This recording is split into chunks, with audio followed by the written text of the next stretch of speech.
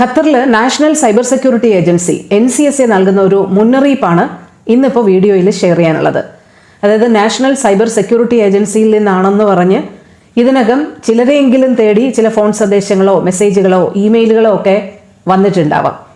National security agency എന്നൊക്കെ പറയുമ്പോൾ നമ്മൾ സ്വാഭാവികമായും ആ ഇമെയിലുകളോടോ ആ സന്ദേശങ്ങളോടോ ഫോണുകളോടോ ഒക്കെ പ്രതികരിക്കാനുള്ള സാധ്യതകൾ ഏറെയാണ്.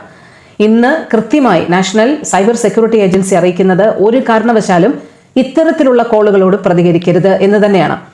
നാഷണൽ സൈബർ സെക്യൂരിറ്റി ഏജൻസിയുടെ പേരിൽ ഇപ്പം നിങ്ങളുടെ വ്യക്തിഗത വിവരങ്ങൾ, ബാങ്കിങ് വിവരങ്ങൾ, ബാങ്ക് അക്കൗണ്ടും പിൻ നമ്പർ അങ്ങനെയൊക്കെ ചോദിച്ചുകൊണ്ട് ഫോൺ സന്ദേശങ്ങൾ അടക്കം വന്നതായി ശ്രദ്ധയിൽപ്പെട്ടിട്ടുണ്ട്.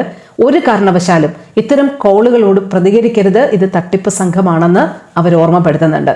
പലപ്പോഴും നമ്മൾ ഇത്തരം കോളുകളോട് പ്രതികരിക്കുമ്പോൾ, ഇത്തരം സന്ദേശങ്ങളോട് പ്രതികരിക്കുമ്പോൾ ഒന്നുകിൽ ഡാറ്റ മോഷണം അടക്കമുള്ള കാര്യങ്ങൾ, അല്ലെങ്കിൽ പണം അപഹരിക്കുന്ന തരത്തിലേക്കുള്ള കാര്യങ്ങൾ, ഇല്ലെങ്കിൽ നമ്മുടെ വ്യക്തിഗത വിവരങ്ങൾ മോഷണം പോവുകയും അത് പിന്നീട് ദുരുപയോഗം ചെയ്യപ്പെടുകയും ചെയ്യുന്ന അവസ്ഥയിലേക്കൊക്കെ കാര്യങ്ങൾ എത്താം എന്ന് നാഷണൽ സൈബർ സെക്യൂരിറ്റി ഏജൻസി തന്നെ മുന്നറിയിപ്പ് നൽകിയിരിക്കുന്നതാണ് ഇന്നിപ്പോൾ പ്രധാനമായിട്ടും പറയാനുള്ളത്.